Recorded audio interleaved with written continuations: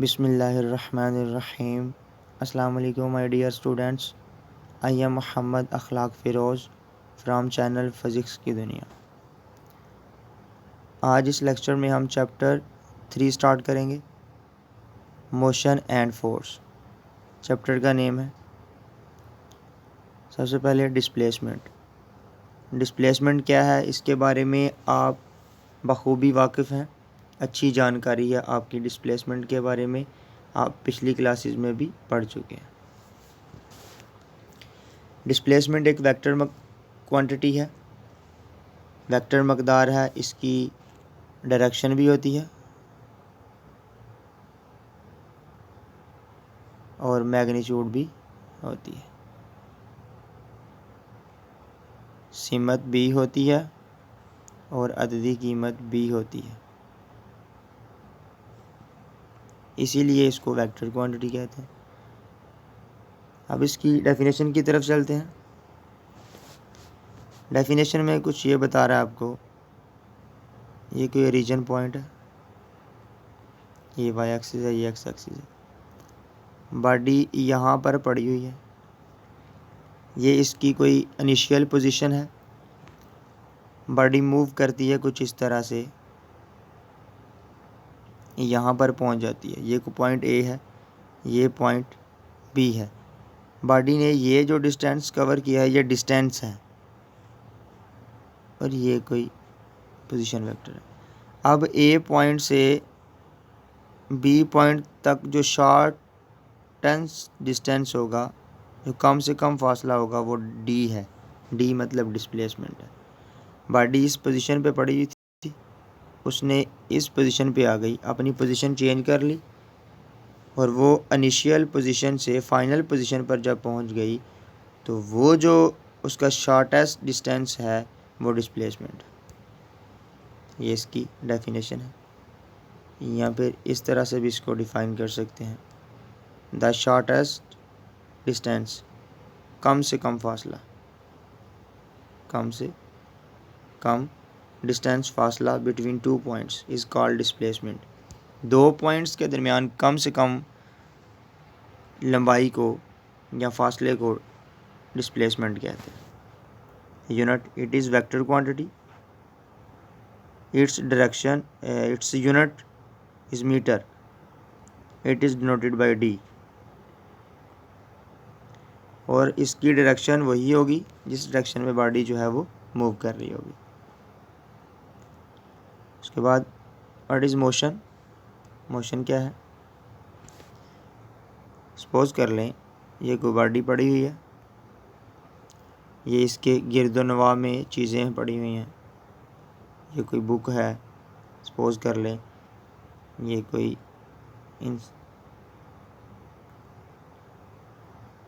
इंसान है, यहाँ पर भी कोई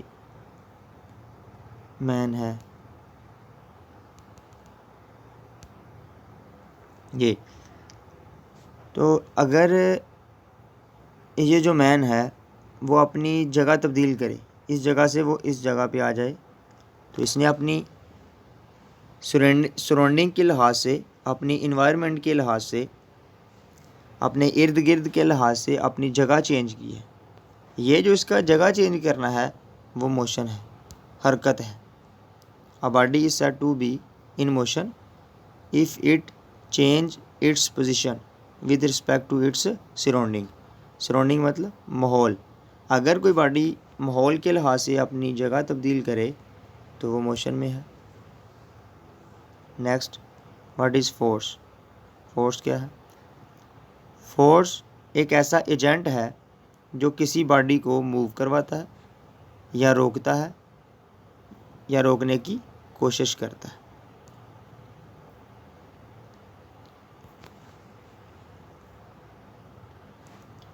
the motion of the body, the force can also change the direction of the motion of the body. अब कहता है फोर्स एक ऐसा एजेंट है जो किसी बॉडी की मोशन को रोकता है या रोकने की कोशिश करता है, या किसी बॉडी को मोशन में लाता है या लाने की कोशिश करता है। और फोर्स जो है बॉडी की डायरेक्शन को भी चेंज कर सकती है। सपोज कर लें ये आपके पास कोई बस है, ये मूव कर रही है इस डायरेक्शन में। अब आप क्या करोगे, इसको रोकोगे, इस पर ब्रेक अप्लाई करोगे तो रुक जाएगी। आपने फोर्स लगाई है ना बेसिकली, तो रुक गई है। लेकिन जब आप इसको गियर में डालेंगे या कोई इसको रेस देंगे आप, तो बेसिकली आप क्या कर रहे हो, आप फोर्स लगा रहे हो, तो बस जो है वो चलना शुरू कर देगी। अब जब आप ब्रेक अप्लाई करते हो रुकेगी, तो इसका मतलब है बॉडी इधर को जा रही थी, अब बॉडी रुक गई है, तो उसकी मोशन जो है थोड़ी चेंज हो गई है, डायरेक्शन जो है वो चेंज हो जाएगी। ठीक है, तो ये जो है वो फोर्स है। Next, velocity, the time rate of change of displacement of the body. किसी भी बॉडी के डिस्प्लेसमेंट में जो तब्दीली आएगी, सपोज कर लें बॉडी ने जो डिस्प्लेसमेंट कवर किया है डी, वो कवर किया है 2 मीटर का 3 सेकंड में। अब वही बॉडी 5 मीटर कवर करे 4 सेकंड में, इसका मतलब टाइम के साथ इसका डिस्प्लेसमेंट चेंज हो रहा है। डिस्प्लेसमेंट की वैल्यू बढ़ रही है या कम भी हो रही हो, तो वो डिस्प्लेसमेंट में चेंज आ रहा है, तो वो वेलोसिटी होगी। Mathematically, if delta D is the change in displacement in time delta T, अगर डेल्टा डी ले लें चेंज इन डिस्प्लेसमेंट, ये जो डेल्टा हमने लगाया है वो चेंज को शो कर रहा है। तो डेल्टा डी जो है वो डिस्प्लेसमेंट है, चेंज इन डिस्प्लेसमेंट, और डेल्टा टी जो है वो टाइम है, जिस टाइम में ये चेंज आया है। तो देन जो वेलोसिटी होगी वो v is equal to delta D over delta T. के ऊपर एरो लगाया क्योंकि वेलोसिटी वेक्टर क्वांटिटी है, और डी के ऊपर भी एरो आएगा क्योंकि डिस्प्लेसमेंट एक वेक्टर क्वांटिटी है, और डेल्टा टी जो है वो एक स्केलर, टी जो है वो स्केलर क्वांटिटी है, टाइम स्केलर क्वांटिटी है। अब वेलोसिटी की डायरेक्शन किधर को होगी, जिस डायरेक्शन में बॉडी का डिस्प्लेसमेंट चेंज होगा, जो डायरेक्शन डिस्प्लेसमेंट की होगी वही डायरेक्शन वेलोसिटी की होगी। उसके बाद यूनिट, वेलोसिटी जो है वो एक वेक्टर क्वांटिटी है और इट्स यूनिट मीटर पर सेकंड। ये कैसे निकाला, ये डी है, डिस्टेंस का मीटर हो गया, टाइम का सेकंड हो गया, तो वो सेकंड की ये इधर पावर 1 है, वो बेशक लिखें या ना लिखें, जब ऊपर जाएगा s माइनस 1 हो जाएगा। उसके बाद एवरेज वेलोसिटी, अब कहता है the total change in the displacement of the body divided by total time taken for this change. कहता है अगर टोटल डिस्प्लेसमेंट में जितना चेंज आया है उसको हम डिवाइड कर दें टोटल टाइम के साथ, जो बॉडी ने टाइम लगाया है इस चेंज को लाने में, तो तब जो बॉडी की वेलोसिटी होगी उसको हम एवरेज वेलोसिटी कहेंगे। तो देन जो डिस्प्लेसमेंट का फार्मूला होगा एवरेज वेलोसिटी का, वो E V A V, V का मतलब वेलोसिटी, ए वी का मतलब average, D over T. Next definition है इंस्टेंटेनियस वेलोसिटी। इंस्टेंटेनियस का लफ्ज़ी मतलब होता है लम्हाती, लम्हाती, एक लम्हे के लिए जो वेलोसिटी होगी वो। तो the velocity of the body at any instant of time, instant का मतलब किसी लम्हे, कहता है किसी भी बॉडी की जो किसी टाइम के लम्हे में जो वेलोसिटी होगी उसको हम इंस्टेंटेनियस वेलोसिटी कहते हैं, या ORR या measured for small interval of time, या फिर जो हम स्मॉल इंटरवल बहुत थोड़े टाइम में मेजर करेंगे, मालूम करेंगे, वो इंस्टेंटेनियस वेलोसिटी होगी।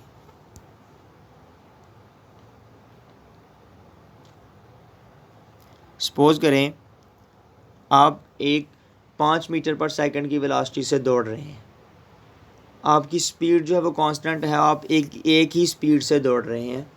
अब थोड़े से लम्हे के लिए थोड़ा सा अपनी स्पीड को स्लो करते हैं, फिर उसी स्पीड से दौड़ना शुरू कर देते हैं। इसका मतलब है आपके डिस्प्लेसमेंट में थोड़ा सा चेंज आया है, वो किसी लम्हे के लिए चेंज आया है, वो देन जो आप वेलोसिटी मेजर करोगे ना, वो instantaneous velocity. Mathematically VINS instantaneous velocity is equal to limit delta T approach to zero delta D divided by delta T. जब आपका जो चेंज इन टाइम है वो बिल्कुल ज़ीरो को अप्रोच कर रहा हो, मतलब कोई भी चेंज ना हो, ये कहने का मतलब है कि डेल्टा टी टाइम में कोई इतना खासा चेंज नहीं है, तो देन जो आप वेलोसिटी मेजर करोगे वो इंस्टेंटेनियस वेलोसिटी है। उसके बाद यूनिफॉर्म वेलोसिटी। यूनिफॉर्म की जगह आप कांस्टेंट भी लिख सकते हो। यूनिफॉर्म के स्पेलिंग थोड़े से कर लीजिएगा। फॉर्म, इसको कांस्टेंट वेलोसिटी भी कहते हैं। अगर किसी बॉडी की जो वेलोसिटी है वो चेंज ना हो रही हो, वक़्त के साथ चेंज ना हो रही हो, तो देन जो बॉडी की वेलोसिटी होगी उसको हम यूनिफॉर्म कहेंगे। फॉर एग्ज़ाम्पल, बॉडी का जो डिस्प्लेसमेंट है उसने 2 सेकंड टाइम में 5 मीटर डिस्टेंस कवर किया, अगले फिर 2 सेकंड में वो 5 मीटर ही कवर करे। तो मतलब क्या हुआ कि अगर हम इस पोर्शन की जो वेलोसिटी है वो निकालें, v is equal to D U, distance आ गया और 2 टाइम आ गया, तो ये आ जाएगी 2.5, और जब इसकी निकालेंगे इसकी भी 2.5। इसका मतलब है वेलोसिटी चेंज नहीं हो रही, वेलोसिटी बॉडी की जो है वो एक ही जितनी रह रही है, उसको हम यूनिफॉर्म वेलोसिटी कहते हैं या कांस्टेंट वेलोसिटी कहते हैं। इसके बाद non uniform velocity. Non uniform velocity को आप नॉन कांस्टेंट भी कहते हैं। अगर बॉडी की जो वेलोसिटी है वो does change with time, time के साथ साथ चेंज हो रही हो, तो तब जो वेलोसिटी है वो नॉन यूनिफॉर्म होगी। सपोज कर लें इतना सा डिस्टेंस बॉडी ने 2 सेकंड में कवर किया है 5 मीटर का, फिर अगले 2 सेकंड में वो 3 मीटर कवर करती है, फिर अगले 2 सेकंड में वो 6 मीटर कवर करती है, तो बेसिकली डिस्टेंस में चेंज आ रहा है, तो वेलोसिटी भी चेंज हो जाएगी। वक्त के साथ साथ वेलोसिटी भी चेंज हो रही है, तो इसको हम यूनिफॉर्म वेलोसिटी कहते हैं। उसके बाद एक्सेलरेशन है। किसी भी बॉडी की वेलोसिटी में जो तब्दीली की शरह होगी, the time rate of change of velocity of the body is called acceleration.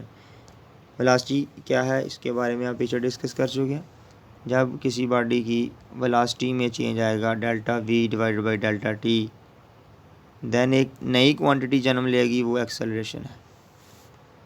Mathematically अगर वेलोसिटी में चेंज जो है वो डेल्टा वी है और जिस टाइम में ये चेंज आया है वो डेल्टा टी है, तो देन एक्सेलरेशन आएगा A is equal to delta V divided by delta T. Unit acceleration जो है वो एक वेक्टर क्वांटिटी है और इसकी डायरेक्शन वही होगी जो बॉडी की वेलोसिटी की डायरेक्शन होगी, और इसका यूनिट जो है वो मीटर पर सेकंड स्क्वायर होगा। वो कैसे आया? वेलोसिटी का यूनिट मीटर पर सेकंड और टाइम का यूनिट सेकंड, तो कितने हो गए? मीटर पर सेकंड स्क्वायर। जब ऊपर जाएगा तो ये बन जाएगा ms-2। उसके बाद एवरेज एक्सेलरेशन है।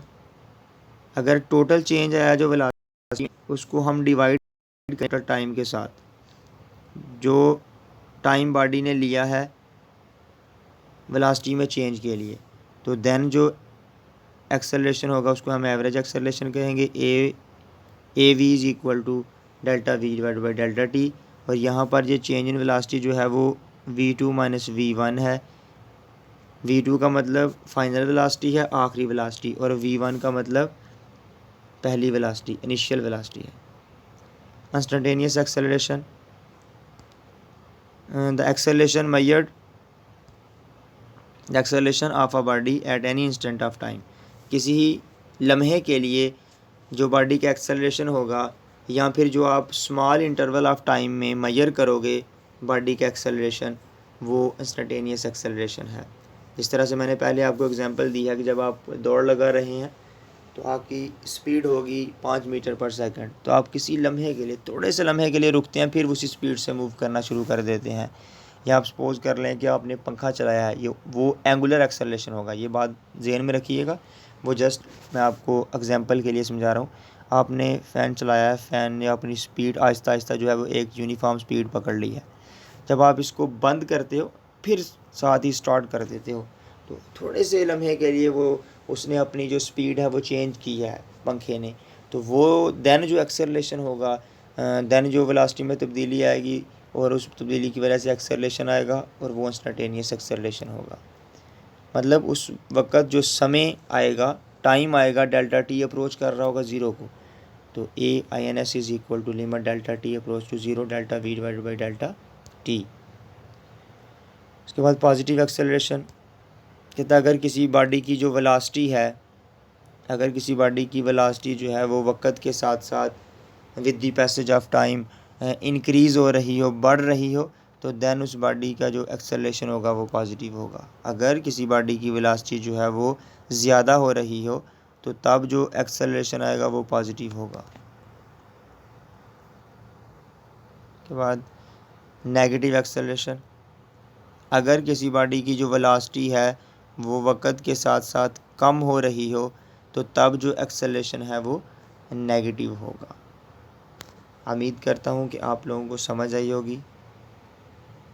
मिलते हैं नेक्स्ट लेक्चर में, तब तक के लिए अपना ख्याल रखिएगा और जिस चीज़ की समझ ना आए कमेंट में पूछ लीजिएगा।